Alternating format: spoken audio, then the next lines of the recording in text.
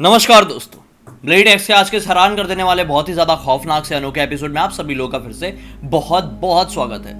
दोस्तों, आज के इस एपिसोड में हम लोग आप लोगों के सामने लेकर आ गए हैं एक ऐसी अजीबोगरीब घटना की सच्ची कहानी जो कि कहीं ना कहीं से एक पेड़ से रिलेट करती है। भूतिया पेड़ की कहानियां मुझे तो बहुत ज्यादा पसंद है, यकीन है आप लोगों को भी बहुत ज्यादा पसंद होगी।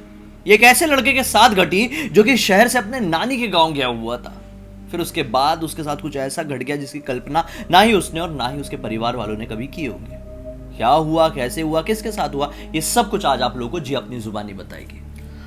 ये एक्चुअली मुंबई के रहने वाले लोग हैं और ये दो भाई हैं, मिहिर और मयंक। जो मिहिर है उसने ये स्टोरी लिख के भेजा है, लेकिन मयंक के साथ ये घटना घटी थी, यानी कि उसके छोटे भाई के साथ। क्या होता है कि एक बार ये लोग डिसाइड करते हैं, मुंबई के रहने वाले थे, कि इस बार गर्मियों की जो छुट्टी हो रही है उन गर्मियों की छुट्टी में हम लोग जाएंगे खड़गपुर, जो कि बंगाल में है। वहाँ पे अपने नानी के गांव जाएंगे और वहाँ पे बहुत मस्ती करेंगे और बहुत खेलेंगे कूदेंगे। उसके बाद 1 महीने 2 महीने जो भी छुट्टी रहेगी खत्म होगी, तब हम वापस मुंबई आ जाएंगे। ये 2014 की बात है। तो ये लोग ऐसा ही डिसाइड करते हैं, पूरे घर वाले बहुत ज़्यादा खुश होते हैं और इनके मॉम डैड भी साथ में जा रहे थे। तो ये लोग ट्रेन लेके वहाँ के लिए निकल जाते हैं। ये लोग वहाँ पर पहुँचते हैं खड़गपुर में, अपने नानी के गाँव में।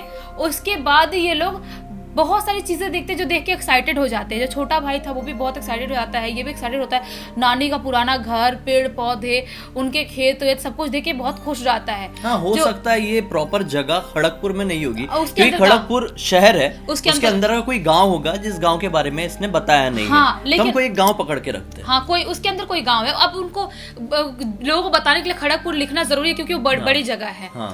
तो वो लोग वहां पहुंचते तो उनको बहुत मजा आता है। जो छोटा भाई मयंक था वो दौड़ते हुए जाता है। उनके ना जो इनका घर था उनके बाजू में ही घर था एक, जो बहुत टाइम से बंद था, खंडर टाइप हो गया था, बहुत सालों से बंद था, वहां पे कोई रहता नहीं था। उस घर के पीछे एक शरीफा का पेड़ था, वहां से शरीफा तोड़ता है और खाते हुए अपने घर पे आता है। शरीफा मतलब एक उसको सीताफल जैसा होता है, वैसा ही कुछ रहता है। लेकिन सीताफल 2 अलग अलग टाइप के होते हैं, तो जो भी समझना समझ सकते हैं। तो वो लेके अपने घर पे खाते खाते आता है। तो पूछता मयंक उससे कि कहाँ से खाया तूने, कहाँ से लिया, मुझे भी दे। तो वो उसको नहीं देता, बोलता नहीं मैं तोड़ के खाया हूँ, तुझे खाना तो जाकर तोड़ के खा।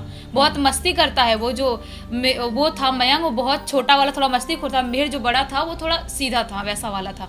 तो बोलता है ठीक है भाई, अभी मैं थका हुआ हूँ, सामान वामान रखता हूँ, मैं कल जाऊंगा तोड़ के खाऊंगा उस पेड़ से। ये सब कुछ इन लोगों की बात होती है। उसके बाद ये लोग रात में खाना वाना खाते हैं और अपने रूम में सोने के लिए चले जाते हैं। लेकिन ये जब खाना खा रहा था ना मयंक, तभी से उसकी तबीयत थोड़ी खराब लग रही थी। उसको थोड़ा फीवर जैसा लग रहा था, बोल रहा था मुझे खाने का मन नहीं कर रहा है, खाना थोड़ा कड़वा लग रहा है। तो उसके मॉम डैड को और इसको भी, मिहिर को, उसकी नानी को, सबको लगता है कि शायद हो सकता है ट्रेन की ट्रैवलिंग थी, इसलिए तबीयत खराब लग रही होगी। कहीं स्टेशन की बहुत सारी चीज़ें खाया है, ट्रेन में बहुत सारी चीज़ें खाया, अलग अलग जगह की पानी पिया है, इसलिए तबीयत बिगड़ रही होगी। तो बोलते कोई बात नहीं, जितना खा रहा है उतना खा ले और सो जा, सुबह तक ठीक हो जाएगा, मेडिसिन लेके सो जा। तो वो ऐसा ही करता है, सोने के लिए चला जाता है। लेकिन जब अपने रूम में सो रहा होता है ना, तो उसका जो फीवर था वो और ज्यादा बढ़ने लगता है। रात के 1-2 बजे करीब वो अजीब सा कांपने लगता है, उसकी पूरी बॉडी ऐसा थरथर जैसा कांपने लगती है। तो मिहिर बहुत ज्यादा डर जाता है, सोचता है कि क्या हो गया मेरे भाई को। वो बड़ा था तो उसको वो डरता है, ये सोचता है क्या हो गया, मुझे शायद नानी को, मॉम डैड को बुला के दिखाना चाहिए कि कुछ इसको प्रॉब्लम तो नहीं हो गई, इतनी जोर जोर से क्यों कांप रहा है। उसे जब ऐसे बॉडी छूता है तो पूरी उसकी बॉडी जल रही थी आग की तरह। जाता है नानी को और सबको बुला के लाता है। सब लोग देखते हैं उसको बुखार बहुत ज्यादा था, जबकि वो दवाई खा के सोया था। सबको समझ में नहीं आता इतना बुखार क्यों आ गया इसको, इसकी इतनी तबीयत क्यों खराब लग रही है। अभी कुछ नहीं कर सकते थे, पट्टी वट्टी रखते हैं वहाँ पे, गीली पट्टी रखते हैं, थोड़ा बहुत और दवाई देते हैं खाने के लिए, और उसको सोचते हैं कि 1-2 घंटे में आराम मिल ही जाएगा। लेकिन उसको बिल्कुल भी आराम नहीं मिल रहा था। अब सोचते हैं कि कैसे भी सुबह होगी तो सुबह इसको हॉस्पिटल लेके जाएंगे और दिखाएंगे कि अचानक से इतना बुखार कैसे आ गया। वो लोग ठीक ऐसा ही करते हैं, रात भर जागते हैं, कोई नहीं सोता है रात भर घर में। अगर एक कोई बीमार है बच्चा तो कोई कैसे सो सकता है, रात भर जागते हैं। उसके बाद जब सुबह होती है तो पहला हॉस्पिटल खुलते से ही उसको लेके जाते हैं, हॉस्पिटल में दिखाते हैं, उसका बहुत टेस्ट वेस्ट होता है। उसके बाद भी डॉक्टर इंजेक्शन लगाता है, उसके बाद भी उसका बुखार उतर नहीं रहा था। डॉक्टर को समझ में नहीं आता कि मतलब मैंने इतना हाई डोज का इंजेक्शन लगाया है, मैंने इतनी अच्छी मेडिसिन दिया है, उतर क्यों नहीं रहा है उसका बुखार। और जो हॉस्पिटल में ले गए थे वो हाई फाई अच्छे हॉस्पिटल में लेके गए थे, किसी को समझ में नहीं आता कि ये ठीक क्यों नहीं हो रहा है। उसके बाद वो लोग हॉस्पिटल में एडमिट कर देते हैं। वो 4-5 दिन हॉस्पिटल में ही एडमिट था, लेकिन उसका बुखार 1% भी कम नहीं हो रहा था। उसकी बॉडी बहुत ज़्यादा जल रही थी। वो ना अजीब सा रात में अकड़ जाता था, रात में सोए सोए उसकी बॉडी से अकड़ने से अजीब से हो जाती थी। किसी को समझ में नहीं आता कि वो बुखार में ऐसी हरकत कैसे कर सकता है। और रात में उठता था और अजीब सा चिल्लाने लगता था, और चिल्लाते चिल्लाते बोलता था कि कोई रो रहा है यहाँ पे, ये यहाँ पे कोई बैठ के रो रहा है। किसी को समझ में नहीं आता कि कौन रो रहा है।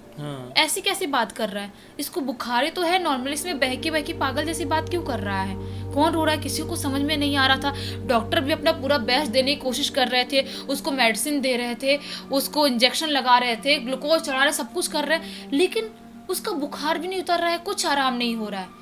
बिल्कुल कुछ समझ में नहीं आता। डॉक्टर बोलते एक काम करो, मैं डिस्चार्ज करता हूँ, आप घर पे लेके जाओ, शायद घर का माहौल मिले तो ठीक हो जाए, अगर नहीं ठीक हुआ तो मैं नर्स वर्स भेज दूंगा, और नहीं भी ठीक हुआ तो आप फटाक से हॉस्पिटल लेके आ जाना, लेकिन अब 2-4 दिन घर पे रख के देखो। इतने दिन से अपन ट्रीटमेंट कर रहे हैं, कुछ फायदा नहीं हो रहा है। तो ये लोग उसको घर पे लेके आ जाते हैं। जब घर पे लेके आते ना, तब से उसका सिचुएशन और ज्यादा बिगड़ जाता है। घर पे आते से ही वो ना अजीबोगरीब हरकत करने लगता है। पहली बात कि जो उनके बाजू वाला घर था ना, उस घर की तरफ देख देख के अजीब से स्माइल करने लगता है, जोर जोर से हंसने लगता है, कभी रोने लगता है, अजीबोगरीब इशारे करने लगता है। वो जो बंद घर था खंडर टाइप का वहाँ पे, उसके बाद घर वालों समझ में नहीं आते कर क्या रहा है। उसको अपने रूम में लेके जाते हैं, वहाँ पे लिटाते हैं उसको। उसके बाद ना अजीब सा वो बौखलाने लगता है, अजीब सा तड़पने लगता है, अजीबोगरीब हरकत करने लगता है, पूरी पोजेस्ड वाली हरकत करने लगता है। लेकिन अभी तक घर वाले किसी बाबा, किसी तांत्रिक, किसी पंडित, किसी को दिखाई नहीं रहे थे। उनको क्यों क्लियर नहीं हो रहा था ना कि पोजेस है क्या है, ऐसी हरकत क्यों कर रहा है। लेकिन बात तब बढ़ गई जब एक दिन रात में वो सोया हुआ था और अचानक से उठता है और जोर से चिल्लाने लगता है, बोलता है वो रो रहा है, मुझे अभी जाना पड़ेगा उसके पास, बहुत जोरों से रो रहा है। पागल हो जाता है वो, एकदम उछलने लगता है, जोर जोर से कूदने लगता है। घर वालों से बहुत कंट्रोल करने की कोशिश करते हैं, सब पकड़ने की कोशिश करते हैं, लेकिन सबको ऐसे मार देता है। जब मारने की वजह से उसका जो मारने का जो उसका वो था ना, वो इतना स्ट्रांग था कि उसके पापा तक गिर गए उसके मारने की वजह से, जबकि वो छोटा लड़का था। उसका भाई तक, उसकी मम्मी, उसकी नानी, कोई भी उसको संभाल नहीं पा रहा है। वो भागते भागते रात के 2 बजे करीब वो जो खंडल वाला रूम था, उस रूम के अंदर घुसा, उस जो वहाँ पे गेट था उसके अंदर घुसा, और जो पेड़ था शरीफा का उसके नीचे बैठ गया, और बैठ के जोरों से रोने लगा, जोरों से चिल्लाने लगा। किसी को समझ में नहीं आया कि इस पेड़ के पास आके ऐसी हरकत क्यों कर रहा है। सब लोग दौड़ते हुए पीछे पीछे आए, सब लोग उसको उठाने की कोशिश कर रहे हैं, बोल रहे शांत हो जा, शांत नहीं हो रहा है। वो पेड़ को पकड़ लिया, जोर जोर से रो रहा है, कभी कभी हंस रहा है, कभी स्क्रैच कर रहा है, एकदम पागल जैसा हरकत कर रहा है। ऐसा बंदर की तरह इधर से उधर कूद रहा है, बिल्कुल ऐसी हरकत कर रहा है। बार बार पेड़ पे चढ़ने की कोशिश कर रहा है, लेकिन पेड़ पे चढ़ नहीं पा रहा, गिर जा रहा है। किसी को समझ में नहीं आ रहा था कि अब हम करें क्या करें आगे। बहुत ज्यादा मतलब डर जाते हैं वो लोग। 2-4 लोगों को, जो उनके गांव के लोग थे, उनको बुलाते हैं, और उसके बाद पकड़ के मुश्किल से पकड़ में आता है, उसको पकड़ के घर में लेके आते हैं। घर में लाके उसको उसकी बेड में बांध देते हैं। सोचते हैं कि अब हमको किसी ना किसी को बुलाना पड़ेगा जो जानकार होगा देखने वाला, उसको बुलाएंगे और दिखाएंगे क्या प्रॉब्लम हो रही है इसको। उसके बाद वो लोग, गांव में कोई था जो बोलता है कि एक है यहाँ पे बाबा जो देखते हैं, उनको हम बुला के देखते हैं कि प्रॉब्लम जो भी हो ठीक हो जाएगी। उसी रात के ये तकरीबन 3:30 बजे करीब उस बाबा को बुलाया जाता है वहाँ पे, और बाबा देखते से बोल देते हैं कि ये शैतान ऐसे नहीं छोड़ने वाला, ये शैतान बहुत ही ज्यादा खतरनाक है, और इसने बहुत बड़ी गलती किया है। उसकी कोई ऐसी चीज को हाथ लगाया जो बिल्कुल नहीं चाहता था कि उसकी चीज को कोई हाथ लगाए। सब लोग बोलते क्या कर दिया भाई हमारे छोटे बच्चे ने, अभी कुछ दिन पहले तो आया था हमारे गांव में, ऐसा क्या हो गया, क्या हाथ लगा दिया। वो जो तांत्रिक बाबा थे बोलते हैं कि इसने ऐसी चीज को हाथ लगाया और उसको ऐसे मतलब उसने पोजेस किया है कि इसको मार के ही छोड़ेगा, यानी जान बचा पाना असंभव हो गया। हाँ, असंभव हो गया था। तांत्रिक बाबा बोलते हैं मैं अपना बेस्ट देने की कोशिश करता हूँ, मैं थोड़ा बहुत पानी में बना के देते हैं, थोड़ा बहुत ताबीज बना देते हैं कि ठीक हो जाएगा, अगर ऊपर वाला चाहा तो ठीक हो सकता है, नहीं तो मैं कुछ नहीं कर सकता, आप किसी और को दिखा लेना। वो सब कुछ बना के देता है, और उसके बाद वो सोचते हैं कि अब ठीक हो जाएगा, लेकिन तो भी वो ज़्यादा ठीक नहीं होता है, थोड़ा बहुत नॉर्मल होता है, थोड़ी बहुत लोगों से बात करने स्टार्ट करता है, कभी कभी वापस से पोजेस हो जाता था। तो उसका भाई पूछता है कि क्या हुआ है तेरे को, तू ऐसे ऐसी क्यों हरकत कर रहा है। तो बताता है जब एक बार नॉर्मल हुआ तब बताता है कि मैंने वो जो शरीफा का पेड़ था ना, उससे मैंने शरीफा तोड़ के खाया हूँ, तब से मुझे अजीबोगरीब कुछ फील हो रहा है। कभी कभी जब मेरा माइंड मेरे कंट्रोल में रहता है तो मुझे लगता है कोई रो रहा है, कोई चिल्ला रहा है, मुझे ऐसी ऐसी आवाज़ें आती है। तब जाके उसका भाई बाकी घर वालों को बताता है कि मैटर ये है। नानी को बोलता है कि नानी क्या उस पेड़ के अंदर कोई प्रॉब्लम है क्या, जब से वो पेड़ का से वो शरीफा खाया तब से उसको ऐसी तकलीफ हो रही है। उसकी नानी बोलती है हाँ मुझे तो पता ही नहीं था उस पेड़ से इसने शरीफा खाया, क्यों खाया, कब तोड़ा, मुझसे पूछा क्यों नहीं। तो उसके जो मिहिर था बोलता है कि क्या क्या प्रॉब्लम है नानी, मतलब क्यों ऐसा क्या हो गया, खा भी लिया तो।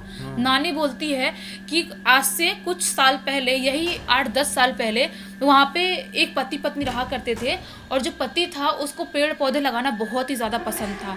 तो वो जो पेड़ है शरीफा का, उसने भी उसको बचपन से लगा के रखा था, उसकी बहुत देखभाल करता था। जब उसके अंदर फल आने लगे तो बहुत लोग कोशिश करते थे कि उससे तोड़ के खा ले, तो बहुत ही ज़्यादा गुस्सा करता था, बोलता था मेरे फल जो है उसको तोड़ के मत खाना, वो तो फल में खाने के लिए नहीं लगाया हूँ। बिल्कुल साइको से हरकत करता था, बोलता था कि वो पेड़ में ऐसे ही रहेंगे। कभी बाई चांस उसकी पत्नी तक तोड़ के खा ले तो भी वो पागल जैसी हरकत करता था।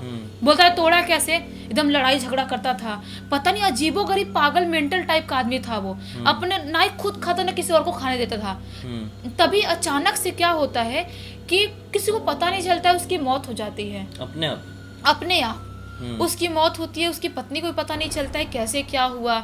उसका अंतिम संस्कार करती है और उसकी पत्नी उसकी मौत के सब कुछ काम क्रिया होने के 14-15 दिन बाद ही उस गांव को छोड़ के कहीं चली जाती है।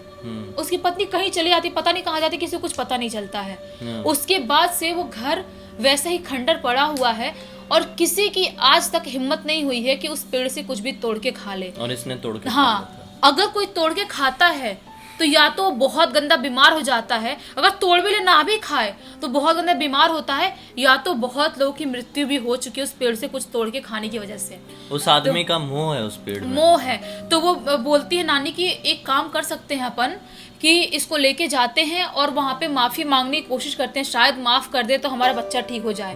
वो वहाँ पे उसको लेके जाते हैं पेड़ के पास और जो ये था लड़का मयंक, वो हाथ जोड़ता है, माफ़ी मांगता है, बोलता है मैं आपसे हाथ जोड़ के माफ़ी मांगता हूँ, आप प्लीज़ मुझे छोड़ दो, आप मुझे परेशान मत करो, मैं आज के बाद कभी आपके पेड़ से कोई भी फल नहीं खाऊंगा और मैं यहाँ तक आऊँगा तक नहीं इस पेड़ के पास।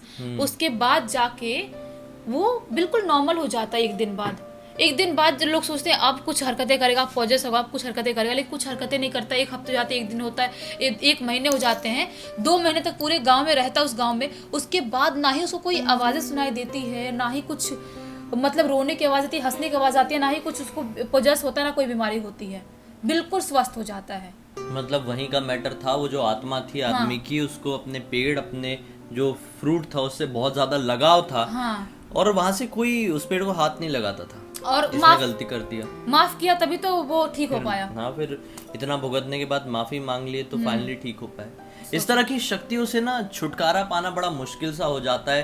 केवल एक ही चारा बचता है कि इनसे माफी मांग लो, अपनी गलती एक्सेप्ट कर लो और जो वो शक्तियाँ चाहती है वो अगर आपको समझ में आया तो वो चीज़ कर दो, वो शक्ति अपने आप आपका पीछा छोड़ देगी। फॉर एग्जाम्पल कोई हॉन्टेड घर है, आप लोग वहाँ पे गए हुए हैं और आपको अजीब अजीब एक्टिविटी फील हो रही है, निगेटिविटी हो रही है, गलत हो रहा है आपके साथ बहुत ज़्यादा, तो उस घर को छोड़ दो। पॉसिबल है, रेंट का घर है तो छोड़ दो, क्योंकि वो शक्ति आपसे वो घर खाली करवाना चाहती है। तो ऐसे अगर आप लोगों को हिंट मिल जाए तो वही काम किया करो जो वो एनर्जीज चाहती है, सारी चीज़ें आसान हो जाएगी। खैर, हम लोग समझ सकते हैं कि इस वीडियो को देख के आप लोगों को मनोरंजन भी मिला होगा और एक अलग तरह की जानकारी मिली होगी। अब तक इस वीडियो को देखें तो लाइक जरूर कर देना, चैनल को सब्सक्राइब करके बेल आइकन दबा के ऑल के ऑप्शन में क्लिक करना, क्योंकि इसी तरह के हैरान कर देने वाले अनोखे वीडियो आप लोगों के सामने डेली लेके आते रहते हैं। इनसा की लिंक इस वीडियो के डिस्क्रिप्शन बॉक्स में मिल जाएगी, क्लिक करके डायरेक्टली वहां पर पहुंच जाना। और इसी तरह की कोई भी कहानियां टॉपिक है तो लिख भेजना, हो सकता है हमारा अगला वीडियो आप लोग की कहानियां टॉपिक के साथ ही बन रहा हो। चलिए कल फिर से मिलते हैं, तब तक के लिए बहुत बहुत धन्यवाद। आपका दिन शुभ हो।